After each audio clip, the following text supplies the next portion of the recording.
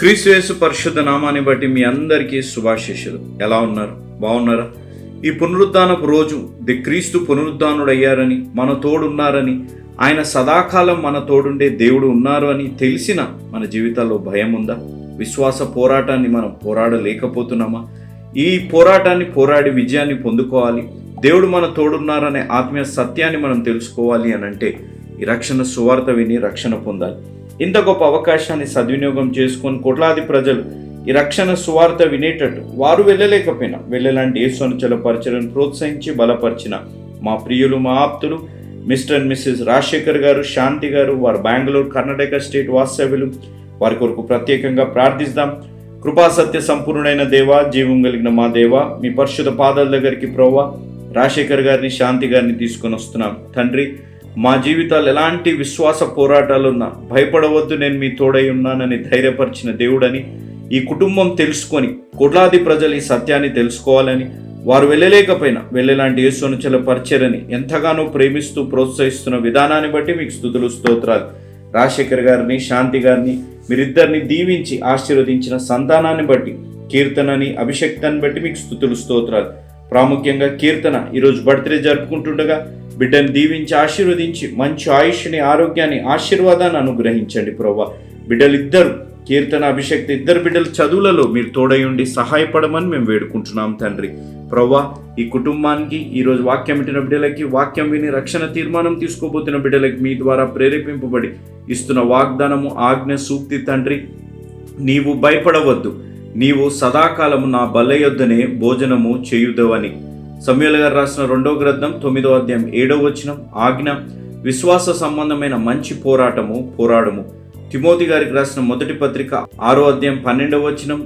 సూక్తి, మీరు ఎలాగా ముందుకు సాగాలని అనుకుంటున్నారో అలాగే ప్రారంభించండి, అలాగే మీరు ఎలా ప్రారంభించారో అలాగే కొనసాగించండి. ప్రభువు మీకు అన్నిటిలోనూ సర్వస్వంగా ఉండనివ్వండి. Begin as you mean to go on and go on as you begin and let the lord be all in all to you.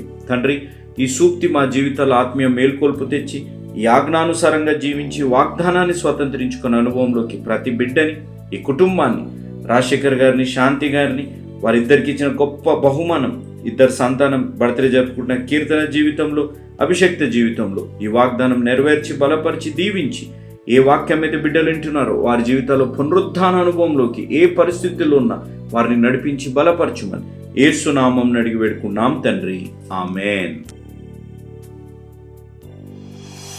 మనకైతే ఇది న్యాయమే, మనము చేసిన వాటికి తగిన ఫలము పొందుచున్నాము గాని ఈయన ఏ తప్పిదమును చేయలేదని చెప్పి ఆయనను చూచి, యేసు, నీవు నీ రాజ్యములోనికి వచ్చునప్పుడు నన్ను జ్ఞాపకము చేసుకొనుమనెను.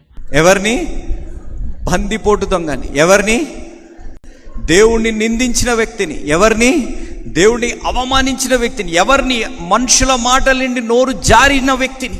ఆ వ్యక్తి ఎప్పుడేమన్నాడు అని అంటే, యేసు, నీ రాజ్యంలో నువ్వు వచ్చినప్పుడు నువ్వు నన్ను జ్ఞాపకం.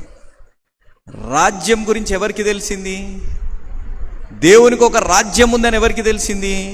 ఒక దొంగకి తెలిసింది. శిష్యులు కూడా గమనించలేనిది, దేవుడితో తిరిగిన ప్రజలు, దేవుడితో అద్భుతాలు చూసిన వ్యక్తులు, దేవుడి ద్వారా అద్భుతాలు పొందుకున్న వ్యక్తులకి తెలియని రహస్యము, సిలువపై మరణం దగ్గర అంచులో ఉన్న ఒక వ్యక్తికి ఏం తెలిసింది? దేవా, నీకు రాజ్యములో నన్ను జ్ఞాపకం చేసుకో. దానికి యేసయ్య ఇచ్చిన జవాబు, నేడు నువ్వు నాతో కూడా. దేవుడి నామానికి మహిమ కలుగునుగాక. ఈరోజు మన జీవితాల్లో గ్రహించాలి, మనుషుల మాటలు వింటే దేవుడి నుంచి దూరం అవుతాం, దేవుడు మాట వింటే మనం ఆశీర్వదింపబడతాం. అందుకే క్రీస్తు నుండే మనకి క్షేమావృద్ధి.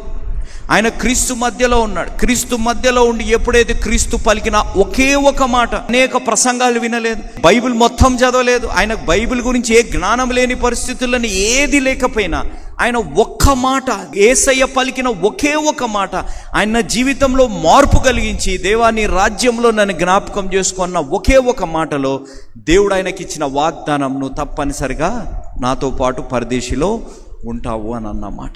ఇక్కడ ఇంకొక ప్రశ్న, మనుషుల మాట విన్నాడు, దేవుడు మాట విన్నాడు, సమయాన్ని కలిగి ఉన్న అవకాశాన్ని సద్వినియోగం చేసుకున్నాడు. ప్రాముఖ్యమైనది యేసయ్య దగ్గర ఏమి చూశాడు? యేసయ్య దగ్గర ఆయన ఏమి చూశాడు? What did he see? క్రీస్తు నుండి క్షేమాభివృద్ధి కలుగుతుంది. క్రీస్తులో ఏమి చూశాడు? క్రీస్తు తలపై ఏముంది? బంగారు కిరీటం ఉందా? క్రీస్తు మొహాన్ని చూస్తే ఏముంది? క్రీస్తు మొహముపై రక్తం ఉంది. శరీరంపై గాయాలున్నాయి, రక్తం ఉంది, రక్తం కారుతుంది.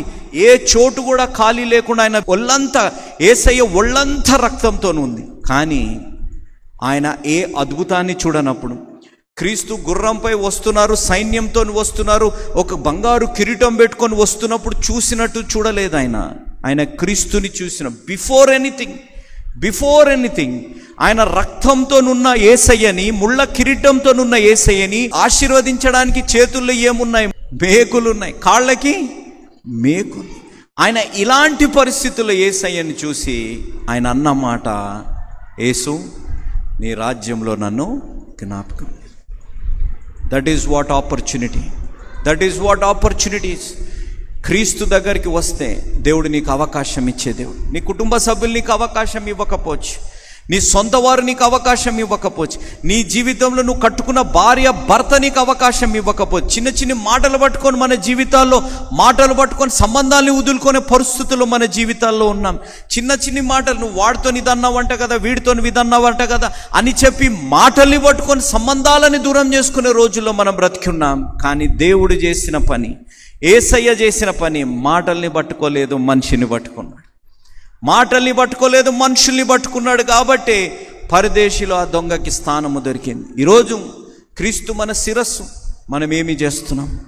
దేవుడు మన జీవితాల్లో ఇచ్చిన మనుషులని ప్రేమించే విధంగా, దేవుడు కలిగించిన సంబంధాలలో మనం విశ్వాసం కలిగి జీవించే విధంగా, మనం నమ్మకంగా కలిగి జీవించే విధంగా మనం జీవిస్తున్నామా అనేది ఒక్కసారి ఆలోచించాలి. బైబిల్ అంతా చూడండి, ప్రతి పాపికి దేవుడు అవకాశం ఇచ్చిన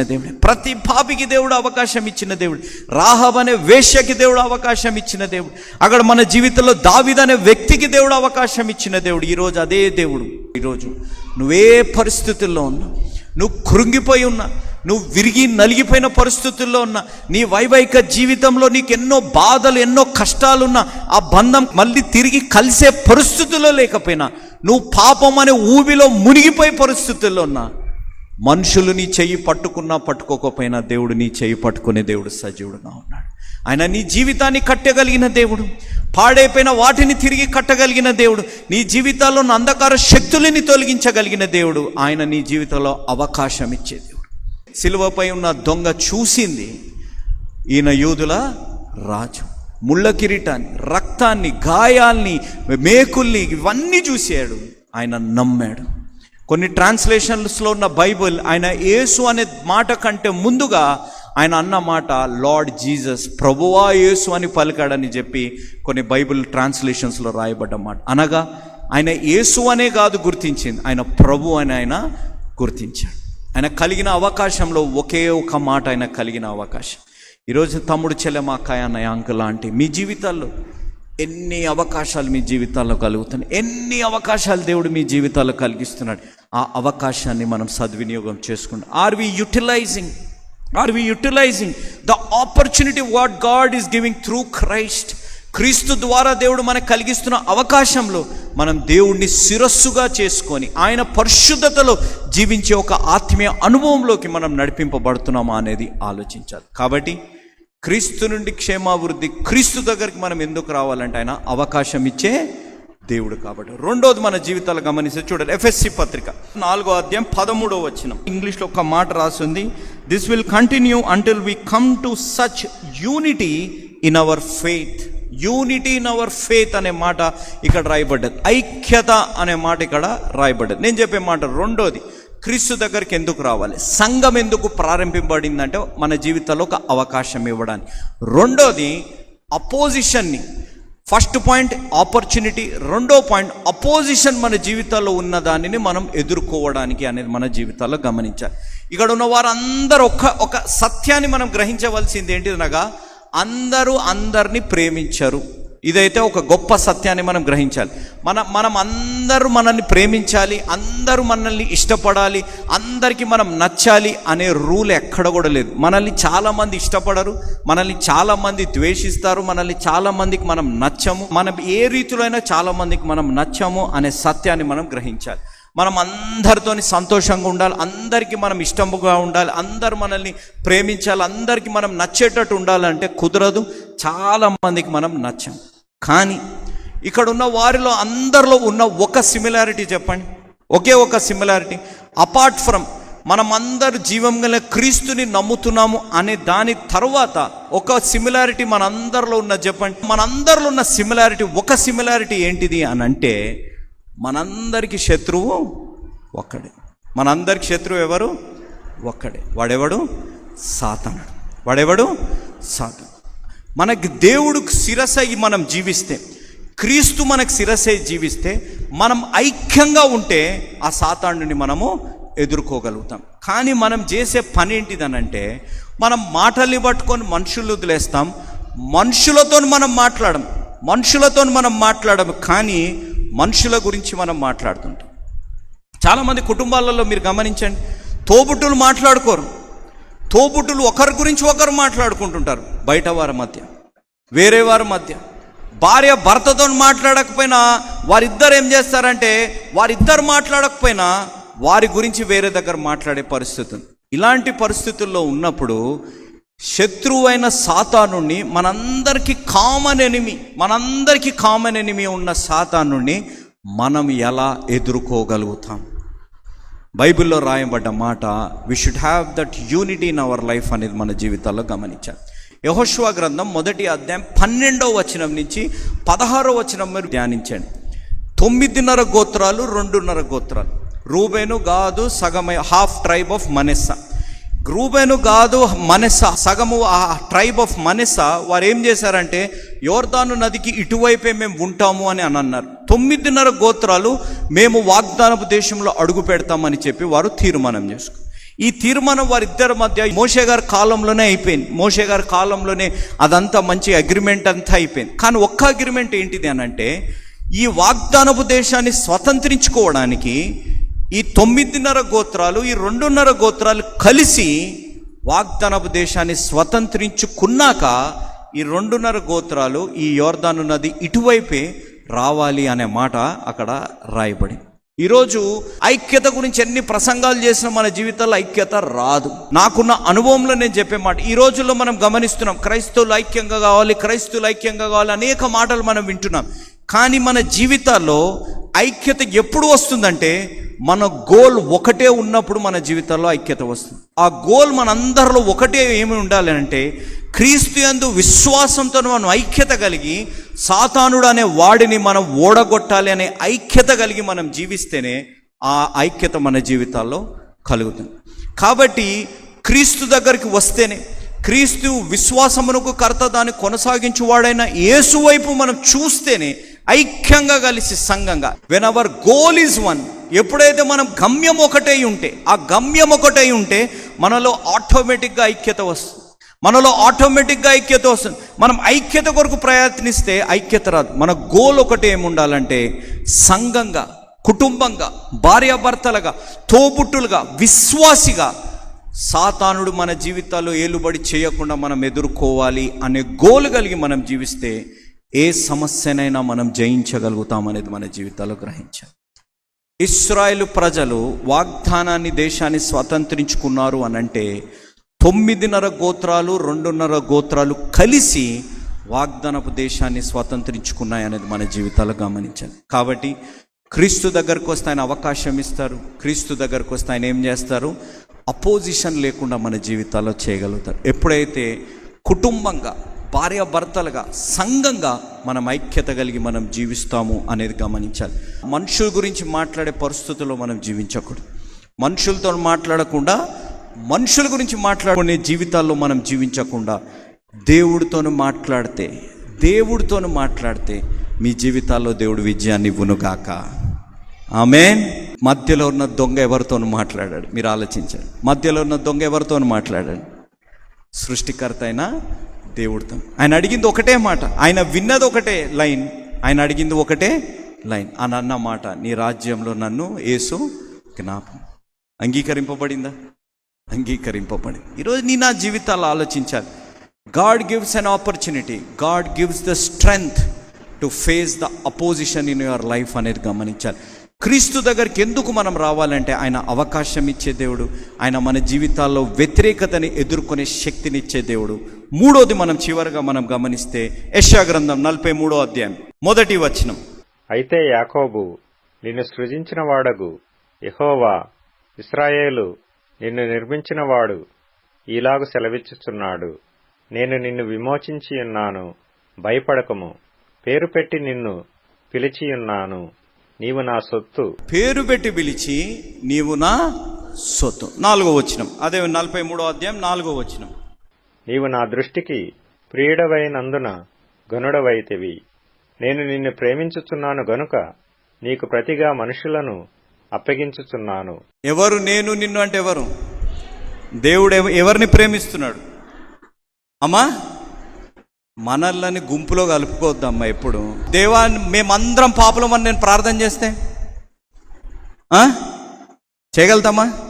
3వ point, he is the owner of our life. He has that ownership in our life. మన జీవితానికి అధికారి ఎవరు? యేసు ప్రభువు. ఆయన శిరస్సు కాబట్టి, ఆయన మనకి శిరస్సు కాబట్టి he has that ownership in our life. అందుకు ఆయన అంటున్న మాట, నీవు నా సొత్తు, నువ్వు బహుప్రియుడివి కనుక నేను నిన్ను ప్రేమిస్తున్నాను. ఈరోజు మన జీవితాలు ఆలోచించాలి. Why do we need a church? ఈ జెన్జీ జనరేషన్లో, మిలీనియల్ జనరేషన్లో we need an institution which is owned by God. We need an institution that is called church. ఈ సంఘం ఆయన స్వరక్తం ఇచ్చి సంపాదించిన సంఘం. ఆ సంఘం ఎందుకు కావాలంటే మనం ఆయన సొత్తు కాబట్టి, ఆయన రక్తాన్ని ధారపోసి మనల్ని సంపాదించుకున్నాడు కాబట్టి, ఆయన పరిశుద్ధమైన రక్తాన్ని త్యాగము చేశాడు కాబట్టి, పాపం ఎరిగిన దేవుడు పాపిగా మారడానికి కారణం మనల్ని సొత్తుగా చేసుకున్నారు కాబట్టి, ఆయన నిన్ను ప్రేమించే దేవుడు కాబట్టి. నీ జీవితాల్లో నేను నిన్ను ప్రేమిస్తున్నాననే మాట ఎంతమంది తన భర్తల నుంచి, భార్యల నుంచి, బిడ్డల నుంచి విన్నారో లేదో కానీ everyday God is telling you దేవుడు ఏమంటున్నారు, నేను నిన్ను ప్రేమ. ఎంతమందికి పడుకున్నప్పుడు వారు బ్రతుకున్నారని తెలుసు చెప్పండి, చేతులు చెప్పండి. నిద్రలో ఉన్నప్పుడు నేను బ్రతుకున్నాను నేను ఎంతమందికి తెలుసు చెప్పండి అమ్మా? ఎవ్వరికి. మనం పడుకున్నప్పుడు మనకే తెలియదు మనము బ్రతుకున్నామో లేదని. ప్రతిరోజు దేవుడు మన కళ్ళు తెరిచి ఈరోజు నీకు ఒక అవకాశం ఇస్తున్నాను, నేను నీ తోడున్నాను, నేను నీ తోడున్నాను, నీలో ఏ వ్యతిరేకత ఉన్నా, ఏ ఆయుధం వర్ధిల్లకుండా నేను నిన్ను దీవించే దేవుడిని. ఎందుకనగా నీవు నా సొత్తు, నేను నిన్ను ప్రేమిస్తున్నాను కాబట్టి. ఈరోజు మన జీవితాలు గమనించి, ఒక రోమన్ స్కాలర్, రోమన్లో ఒక స్కాలర్ అన్న మాట ఏంటిదంటే, బ్రతుకున్న వాటిలందరిలో నిరీక్షణ ఉంటుందంట. బ్రతుకున్న వారందరిలో నిరీక్షణ ఉంటుంది. కానీ క్రీస్తు అనే మాట, నువ్వు నిరీక్షణ కలిగి జీవించు, నీలో జీవం నేను ఇస్తాను అని అన్నమాట.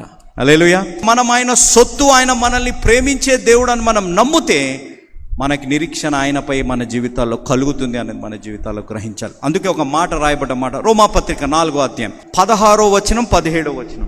ఈ హేతువు చేతను ఆ వాగ్దానము యావత్ సంతతికి అనగా ధర్మశాస్త్రము గలవారికి మాత్రము కాక అబ్రహామునకు నట్టి విశ్వాసము గలవారికి కూడా దృఢము కావలెనని కృపననుసరించినదై యుండునట్లు అది విశ్వాసమూలమైనదనెను. తాను విశ్వసించిన దేవుని ఎదుట అనగా మృతులను సజీవులనుగా చేయువాడును, లేని వాటిని ఉన్నట్టుగానే పిలుచువాడునైన దేవుని ఎదుట అతడు మనకందరికి తండ్రి అయ్యున్నాడు. ఇందును గూర్చి నిన్ను అనేక జనములకు తండ్రినిగా నియమించి తిని అని వ్రాయబడియున్నది. నీ సంతానము ఇలాగు ఉండునని చెప్పిన దాని బట్టి తాననేక జనములకు తండ్రియగునట్లు నిరీక్షణకు ఆధారము లేనప్పుడు అతడు నిరీక్షణ కలిగి నమ్మెను. ఏమి లేనప్పుడు? నిరీక్షణకు ఆధారం లేనప్పుడు అతడు నిరీక్షణ కలిగి ఉన్నాడు. ఈరోజు ఇక్కడ ఉన్న వారు మన జీవితాలు ఆలోచించాలి. నిరీక్షణకు ఆధారం లేదు మన జీవితాల్లో. మనుషులు, మనస్తత్వాలు, సంబంధాలు మారుతాయి, వ్యసనాల నుంచి దూరపరచబడతాము, పలానా జరుగుతుంది అని చెప్పి నిరీక్షణకి మనం ఆధారం లేని పరిస్థితిలో మనం ఏమి కలిగి ఉండాలా? నిరీక్షణ కలిగి. ఎందుకనగా he is the owner of our life. He is a God who gives opportunity. He is a God who will give us strength to face the opposition because he is the owner of our life అనేది మన జీవితాల్లో కలిగించాడు. నిరీక్షణకు ఆధారం లేదు. ఆయన మనల్ని ప్రేమించే దేవుడు కాబట్టి ఆయన తప్పనిసరిగా మన జీవితంలో గొప్ప కార్యము చేసే దేవుడు అనేది మనం నమ్మాలి. అబ్రహాం గారు నమ్మారు, యోబు గారు నమ్మారు. యోబు గారి జీవితాన్ని మీరు గ్రహిస్తే, ఒక్కసారి మీరు యోబు గారి జీవితాన్ని మీ ముందుకు ఒక్కసారి యోబు గారి జీవితాన్ని గమనిస్తే ఏ పాపము చేయలేదు, ఆయన జీవితంలో ఏది చేయలేదు. కానీ సాతానుడు ముందు దేవుడు చెప్పిన సాక్ష్యం, దేవుడు పలికిన సాక్ష్యం, నువ్వు ఈ భూమంతా చూసొచ్చావు కానీ నా దాసుడు యోబు నీకు కనపడలేదు. యోబు గారు అనుభవించిన శ్రమ మన జీవితాల్లో రాకూడదని మనం ప్రార్థిస్తాం మన జీవితాల్లో రాకూడదని. ఆయన ఆస్తి అంతస్తుకు కోల్పోయాడు, ఆయన కుటుంబాన్ని కోల్పోయాడు, ఆయన ఆరోగ్యాన్ని కోల్పోయాడు.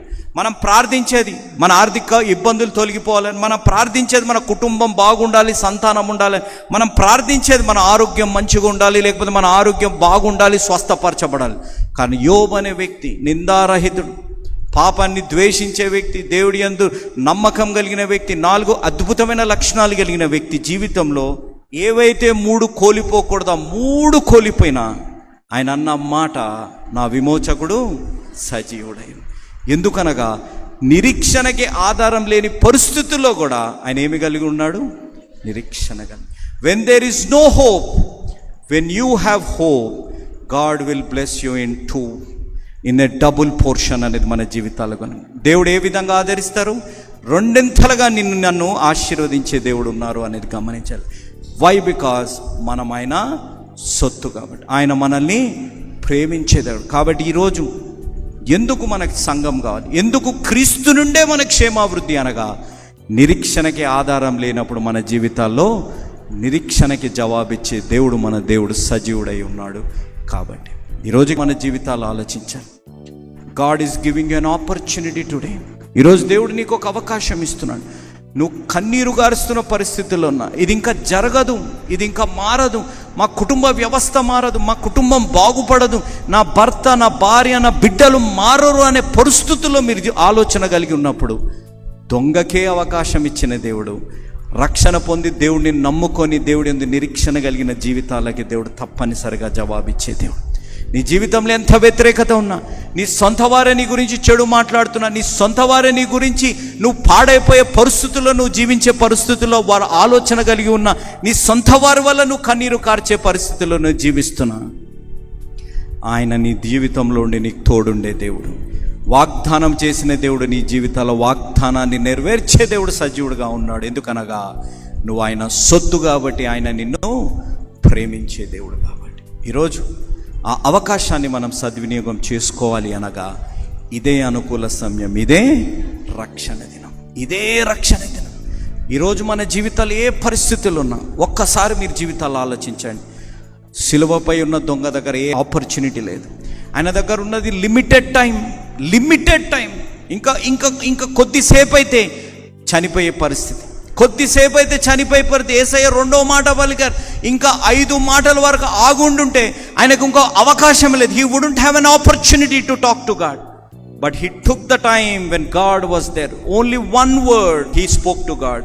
దేవా, నీ రాజ్యంలో నన్ను జ్ఞాపకం. ఈరోజు మీ జీవితాల్లో, దేవా నా కుటుంబాన్ని జ్ఞాపకం చేసుకో, నా వైవాహిక జీవితాన్ని జ్ఞాపకం చేసుకో, నా కన్నీరు గార్చి నేను చేస్తున్న ప్రార్థనను ఒక్కసారి జ్ఞాపకం చేసుకొని, నువ్వు ఒక్కసారి ప్రార్థన చేయగలిగితే ఆయన నిన్ను జ్ఞాపకం చేసుకొని, నీ నిరీక్షణకి ఆధారం లేని పరిస్థితుల్లో నీకు నిరీక్షణ కలిగించి నేను ఆశీర్వదించాలని ఆశయాలు కలిగి ఉన్నారు. అందరం కళ్ళు మూసుకుందాం. వీలైన వారు మోకరించండి. అన్నయ్య ఒక్కసారి ఆలోచించు, వ్యసనాలకు అలవాటయ్యావు. తమ్ముడు ఒక్కసారి ఆలోచించు, వ్యసనాలకు అలవాటయ్యావు. చెల్లెమ్మ, అక్కయ్య ఒక్కసారి ఆలోచించండి. దేవుడు ఇస్తున్న అవకాశాన్ని నువ్వు నిర్లక్ష్యం చేసావేమో ఆలోచించండి. నీ జీవితాలు ఎందుకు వ్యతిరేకత వస్తుంది? నువ్వు దేవుడితో ఐక్యపరచబడలేదు కాబట్టి. You are not united with Jesus Christ. ఈరోజు నువ్వు ఐక్యపరచబడు. నిరీక్షణకు ఆధారం లేనప్పుడు దేవుడు నీకు నిరీక్షణ కలిగించి నిన్ను ఆశీర్వదించే దేవుడు ఉన్నారు. నువ్వు లోకం నిన్ను అవమానిస్తుందేమో, ఆ లోకం ముందే నిన్ను ఆశీర్వాదకరంగా మార్చగలిగిన దేవుడు ఉన్నాడు. ఒక్కసారి ఆలోచించు. మీ హృదయంలో ఒక్కసారి ప్రార్థన చేసుకోండి, తీర్మానం చేసుకోండి. దేవా, ఇదే అనుకూల సమయం తండ్రి, ఇదే రక్షణ దినం తండ్రి, నా జీవితాన్ని నీకు సమర్పించుకుంటానని ఒక్కసారి నువ్వు ఆలోచి నీ హృదయాన్ని దేవుడికి అప్పచెప్పి చూడు. నిన్ను ప్రేమించే దేవుడు నీ తోడు నిలబడి నీ చెయ్యి వదలని దేవుడు ఉన్నారు.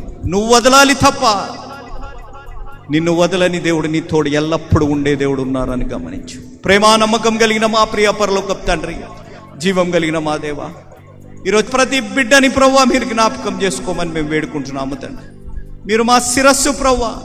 ఈ సంఘం ఎందుకు ప్రారంభింపబడింది? క్రీస్తు ఎందుకు ఈ లోకంలోకి వచ్చారు? పాపులుగా బ్రతుకుతున్న మాకు ఒక అవకాశం ఇవ్వడానికి తండ్రి. ప్రభువా, సిలువపై కూడా ప్రభువా ఒక ఆత్మని రక్షించిన దేవుడివి ప్రభువా మీరు. ఆ దొంగ అన్ని మాటలు అన్నప్పటికీ ఎప్పుడైతే పశ్చాత్తాపడ్డాడో మీరు అవకాశం ఇచ్చాడు ప్రభువా. మాటల్ని పట్టుకోకుండా మనిషిని పట్టుకున్న దేవుడు, గొప్ప దేవుడు మీరు ప్రభువా. ఈరోజు తండ్రి మేము మాటల్ని పట్టుకొని మనుషుల్ని, సంబంధాలని దూరం చేసుకునే వారుగా మేము జీవిస్తున్నాం ప్రభువా. మమ్మల్ని క్షమించమని మేము బ్రతిమలాడుతున్నాము తండ్రి. ఈరోజు ఎందుకు కుటుంబంగా ప్రభువా మేము అంధకార శక్తులను ఎదుర్కోలేకపోతున్నాం? మా జీవితాల్లో ప్రభువా ఆ గమ్యము ఒకటే, పరలోక రాజ్యంలో మేము స్థానం సంపాదించుకోవాలి. ఆ స్థానం మేము సంపాదించుకోవాలంటే మేము ఐక్యపరచబడాలి ప్రభువా. ఐక్యత లేకుండా మేము బ్రతుకుతుంటే మమ్మల్ని క్షమించండి. మీకు అధికారం ఇవ్వకుండా మేము బ్రతుకుతుంటే మమ్మల్ని క్షమించండి. మేము మర్చిపోతున్నాము తండ్రి, మనుషుల ప్రేమలెందుకు వరకు మేము పరిగెత్తుతున్నాము. కానీ ప్రభువా, ప్రతిరోజు మమ్మల్ని ప్రేమించే దేవుడు మమ్మల్ని ప్రేమిస్తున్నాడని మర్చిపోతున్నాము తండ్రి. మమ్మల్ని సొత్తుగా చేసుకున్న దేవుడు ఉన్నారని మేము మర్చిపోతున్నాం ప్రభువా. మా జీవితాల్లో కృంగిపోతున్నాం, నిరాశ, నిస్పృహ, ఆ డిప్రెషన్లో వెళ్ళిపోతున్నాం. కానీ నా చెయ్యి వదలని దేవుడు, నా ఎల్లప్పుడూ నా తోడుండే దేవుడు నా తోడున్నారని మేము మర్చిపోతున్నాం ప్రభువా. క్రీస్తు నుండే మాకు క్షేమాభివృద్ధి అనే ఆత్మీయ జ్ఞానంలోకి ప్రతి బిడ్డను నడిపించండి. వారి జీవితాలను మీరు మార్చి ప్రభువా, వారిని తోడుండి వారి జీవితాన్ని మీరు అధికారము తీసుకొని మీరు వారిని నడిపించి, నిరీక్షణకు ఆధారం లేనప్పుడు నిరీక్షణను కలిగించి ఆశీర్వదించే దేవుడు ఉన్నారనే ఆత్మీయ అనుభవంలో ప్రతి బిడ్డని మీరు నడిపించి బలపరిచి దీవించమని మేము వేడుకుంటూ, తిరిగి రానయ్యున్న యేసుక్రీస్తు, పునరుద్ధానుడైన యేసుక్రీస్తు మా జీవితాల్లో ప్రతిరోజు మాకు ఒక అవకాశం ఇచ్చి మా కొరకు ఎదురు చూస్తున్న యేసు నామమున, మా కన్నీరు తుడవగలిగిన యేసు నామమున, మా బాధలో మా తోడుండి మాకు ఆదరణ కలిగించే యేసు నామమున అడిగి వేడుకుంటున్నాము తండ్రి. Amen, amen, amen. Praise the lord.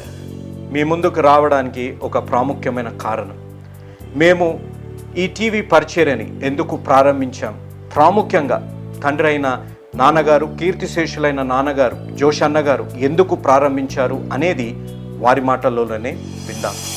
ఈ కార్యక్రమాన్ని నిర్వహించడానికి నేను ఎంతో ధైర్యం చేశాను అనే విషయాన్ని జ్ఞాపకం చేస్తున్నాను. డబ్బుండి ఈ కార్యక్రమాన్ని ప్రారంభించలేదు. నన్ను రక్షించి ఇంతవరకు పిలిచిన ప్రభు ఉన్నారు అని, తదుపరి విశ్వాసులైన మీరు ఉన్నారు అనే ధైర్యంతో ఈ కార్యక్రమాన్ని కొనసాగిస్తున్నాం. విన్నారు కదా, నాన్నగారు ఏ ధైర్యమైతే వారు చేసి టీవీ కార్యక్రమాలని ప్రారంభించారు. మన రక్షకుడైన యేసు ఉన్నారని, విశ్వాసులైన మీరు ఉన్నారనే ధైర్యంతోనే ఈ టీవీ కార్యక్రమాలని మేము కొనసాగిస్తున్నాం గత సంవత్సరాలుగా. ఇక ముందు కూడా మేము కొనసాగించాలి అని అంటే మీలో విశ్వాసులైన మీరు, ప్రేరేపింపబడ్డ వారు మీరు, వచనం వెంబడి వచ్చిన ధ్యానాలు జోషన్న గారివి, పాయింట్ వైజ్ ధ్యానాలు జాన్ స్పర్జన్ గారివి, హీరోస్ ఆఫ్ ది బైబిల్ అనే సిరీస్ ధ్యానాలు భక్త్ సింగ్ నావి కొనసాగేటట్టు మీరు ప్రేరేపింపబడితే, మీరు సహాయం చేసి మీరు నేరుగా నాతోని మాట్లాడవచ్చు. నాతో మాట్లాడి మాకు సహాయం చేయాలనేది నా మనవి. కాబట్టి మీరందరూ ఏ భారమైతే, సేవా భారమైతే నాన్నగారు గత 40 సంవత్సరాలుగా ముందుకు కొనసాగించారు, ఇప్పుడు యవనస్తులమైన మా అన్నగారు జాన్ స్పర్జన్ గారు మాపై ఉంది. కాబట్టి మీరు కూడా ఏ విధంగా నాన్నగారిని అయితే ప్రోత్సహించారు, నాన్నగారిని ఆదరించారు, మమ్మల్ని కూడా ఆ విధంగానే ప్రోత్సహించి ఆదరిస్తారని నమ్ముచు సెలవు తీసుకుంటున్నాను. దేవుడు మిమ్మల్ని దీవించి ఆశీర్వదించునుగాక. ఆమేన్.